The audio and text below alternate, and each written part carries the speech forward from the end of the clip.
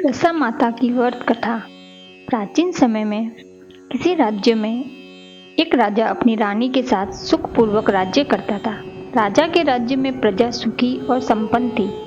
एक दिन की बात है, एक ब्राह्मणी राजमहल में आई और रानी से कहा, हे रानी साहिबा, दशा का डोरा ले लो। तभी रानी की दासी बोली, हाँ रानी साहिबा, आज के दिन सभी सुहागिन महिलाएं दशा माता की पूजा और व्रत करती हैं तथा इस डोरे की पूजा करके गले में बांधती हैं, जिससे अपने घर में सुख समृद्धि आती है। अतः रानी ने ब्राह्मणी से डोरा ले लिया और विधि अनुसार पूजन करके उसमें 10 गांठें लगाकर गले में बांध दिया। कुछ दिनों के बाद राजा ने रानी के गले में डोरा बंधा हुआ देखा। राजा ने पूछा, इतने सोने के गहने पहनने के बाद भी आपने ये डोरा क्यों पहना है? रानी ने राजा को दशा माता के व्रत के विषय में बताया। तो राजा ने कहा, ये तो वंचित लोगों के लिए है। रानी कुछ कहती इससे पहले ही राजा ने डोरे को तोड़कर जमीन पर फेंक दिया। रानी ने उस डोरे को जमीन से उठा लिया और राजा से कहा, यह तो दशा माता का डोरा था, आपने उनका अपमान करके अच्छा नहीं किया। जब रात्रि में राजा सो रहे थे तब दशा माता स्वप्न में बुढ़िया का रूप लेकर आई और राजा से कहा, हे राजा, तेरी अच्छी दशा जा रही है और बुरी दशा आ रही है। तूने मेरा अपमान करके अच्छा नहीं किया। ऐसा कहकर बुढ़िया अंतर्ध्यान हो गई। अब जैसे जैसे दिन बीतते गए वैसे वैसे कुछ ही दिनों में राजा के ठाट बाट, हाथी घोड़े, धन धान्य, सुख शांति सब कुछ नष्ट होने लगा। अब तो भूखे मरने का समय आ गया। एक दिन राजा ने रानी से कहा, तुम अपने दोनों बच्चों को लेकर अपने मायके चली जाओ। रानी ने कहा, मैं आपको छोड़कर कहीं नहीं जाऊंगी। जिस प्रकार आप रहेंगे उसी प्रकार मैं भी आपके साथ रहूंगी। तब राजा ने कहा, अपने देश को छोड़कर दूसरे देश में चले, वहाँ हमें कोई जानता भी नहीं है, इसलिए जो भी काम मिल जाएगा वही काम कर लेंगे। इस प्रकार राजा रानी अपने देश को छोड़कर चल दिए। चलते चलते रास्ते में भील राजा का महल दिखाई दिया। वहाँ राजा ने अपने दोनों बच्चों को अमानत के तौर पर भील के पास छोड़ दिया। आगे चले तो रास्ते में राजा के मित्र का गांव आया। राजा ने रानी से कहा, चलो हमारे मित्र के घर चले। मित्र के घर पहुंचने पर उनका खूब आदर सत्कार हुआ और पकवान बनाकर भोजन कराया। मित्र ने अपने शयन कक्ष में उन्हें सुलाया। उसी कमरे में मोर की आकृति की खूंटी पर मित्र की पत्नी का हीरो का हार लटक रहा था। मध्य रात्रि में रानी की नींद खुली तो उन्होंने देखा कि एक बेजान खूंटी हार को निगल रही है। यह देखकर रानी ने तुरंत राजा को जगाया और दिखाया। दोनों ने विचार किया कि सुबह होने पर मित्र के पूछने पर क्या जवाब देंगे, अतः यहाँ से इसी समय चले जाना चाहिए। राजा रानी दोनों रात्रि को ही वहां से चल दिए। सुबह होने पर मित्र की पत्नी ने खूंटी पर अपना हार नहीं देखा। तब उसने अपने पति से कहा, तुम्हारे मित्र कैसे हैं जो मेरा हार चुराकर रात्रि में ही भाग गए? मित्र ने अपनी पत्नी को समझाया कि मेरा मित्र ऐसा नहीं है, उसे चोर मत कहो। आगे चलने पर राजा की बहन का गांव आया। राजा ने बहन के घर खबर पहुंचाई कि तुम्हारा भाई और भौजाई आए हुए हैं। खबर देने वाले से बहन ने पूछा, उनके हाल चाल कैसे है? वह बोला, दोनों अकेले हैं, पैदल ही आ रहे हैं तथा वे बड़ी दीन अवस्था में हैं।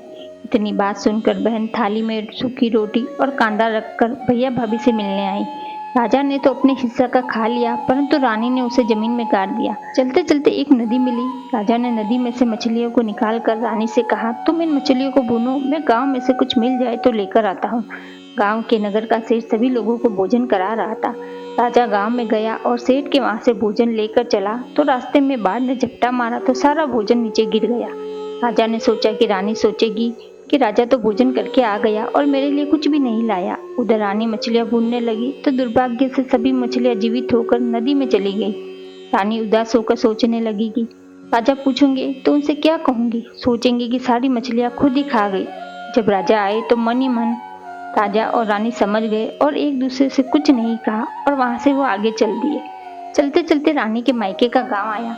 राजा ने कहा, तुम अपने मायके चली जाओ, वहां दासी का कोई भी काम कर लेना, मैं इसी गांव में कहीं नौकर बनकर रह लूंगा। इस प्रकार रानी महल में दासी का काम करने लगी और राजा तेली के घर काम करने लगा। दोनों को काम करते बहुत दिन हो गए। जब दशा माता का दिन आया तब सभी रानियों ने सिर धोकर स्नान किया। दासी ने भी स्नान किया। दासी ने रानियों का सिर गूंथा तो राजमाता ने कहा, मैं भी तेरा सिर गूंथ दूं। ऐसा कहकर राजमाता जब दासी का सिर गूंथ रही थी तब उन्होंने दासी के सर में पद्म देखा। यह देखकर राजमाता की आंखें भर आई और उनकी आंखों में से आंसू आने लगे। आंसू देखकर दासी ने कहा, आप क्यों रो रही है? राजमाता ने कहा, तेरे जैसी मेरी भी बेटी है जिसके सर में भी पद्म था, तेरे सिर में भी पद्म है। यह देखकर मुझे उसकी याद आ गई। तब दासी ने कहा, मैं ही आपकी बेटी हूँ। दशा माता के कोप से मेरे बुरे दिन चल रहे थे, इसलिए यहाँ चली आई। माता ने कहा, बेटी तूने यह बात हमसे क्यों छिपाई? दासी ने कहा, माँ मैं सब कुछ बता देती तो मेरे बुरे दिन नहीं कटते। मेरे पति ने दशा माता का अपमान किया था, जिसका परिणाम हम भुगत रहे हैं। आज मैं दशा माता का व्रत करूंगी तथा उनसे उनकी गलती की क्षमा याचना करूंगी। अब तो राजमाता ने बेटी से पूछा, हमारे जमाई राजा कहाँ है? बेटी बोली, इसी गांव में किसी तेली के घर काम कर रहे हैं। तेली के महाराजा को बुलावा भेजा और सैनिक उन्हें महल में लेकर आए। जमाई राजा को स्नान कराया, नए वस्त्र पहनाए और पकवान बनाकर उन्हें भोजन कराया गया। अब दशा माता के आशीर्वाद से राजा और रानी के अच्छे दिन लौट आए। कुछ दिन वहीं बिताने के बाद अपने राज्य जाने को कहा। रानी के पिता ने खूब सारा धन, हाथी घोड़े आदि देकर बेटी को विदाई दी। रास्ते में वह जगह आई जहाँ रानी ने मछलियों को भूना और राजा के हाथ से बाज के झपटा मारने से भोजन जमीन पर गिरा। तब राजा ने कहा, तुमने सोचा होगा कि मैंने अकेले भोजन कर लिया होगा, परंतु बाज ने झपटा मारकर भोजन गिरा दिया था। अब रानी ने कहा, आपने सोचा होगा मैंने मछलियां भून कर खा ली, लेकिन वे मछलियां पुनः जीवित होकर नदी में चली गई थी। चलते चलते अब राजा की बहन का गांव आया। राजा ने बहन के यहाँ खबर भिजवाई। खबर देने वाले से बहन ने पूछा कि कैसे है मेरे भाई के हालचाल। उसने बताया कि वे बहुत अच्छी दशा में हैं, उनके साथ हाथी घोड़े हैं। यह सुनकर राजा की बहन सोने की थाल सजा कर लाई। तभी रानी ने धरती माता से प्रार्थना की और कहा, माँ आज मेरी अमानत मुझे वापस दे दो। यह कहकर उस जगह को खोदा जहाँ कांदा रोटी गाड़ दी थी। खोदने पर रोटी तो सोने की हो गई और कांदा चांदी का। ये दोनों चीजें बहन की थाली में डाल दी और आगे चलने की तैयारी की। वहां से चलकर राजा अपने मित्र के घर पहुंचे। मित्र ने उनका पहले के समान ही खूब आदर सत्कार सम्मान किया। रात्रि विश्राम के लिए उन्हें उसी शयन कक्ष में सुलाया। मोड़ने वाली खुट्टी के हार निकल जाने वाली बात से रानी को नींद नहीं आई। आधी रात के समय वही मोड़ने वाली खुट्टी हार उगलने लगी तो राजा ने अपने मित्र को जगाया तथा रानी ने मित्र की पत्नी को जगाकर दिखाया। आपका हार तो इसने निगल लिया था, आपने सोचा होगा कि हार हमने चुराया है। दूसरे दिन प्रातःकाल नित्य क्रम से निपटकर वहां से वे चल दिए। वे भील राजा के वहां पहुंचे और अपने बच्चों को लेकर अपनी राजधानी निकट पहुंचे तो नगरवासियों ने हाथी घोड़े के साथ उन्हें आते हुए देखा। सभी ने बहुत प्रसन्न होकर उनका स्वागत किया तथा गाजे बाजे के साथ उन्हें महल में ले गए। राजा का पहले से जैसे ठाट बाट जिस प्रकार राजा और रानी पर दशा माता ने कोप किया, ऐसा कोप माता किसी पर न करे और बाद में जैसी कृपा की वैसी कृपा दशा माता सब पर करे। दोस्तों आज का वीडियो अच्छा लगे तो लाइक करें और चैनल को सब्सक्राइब करें।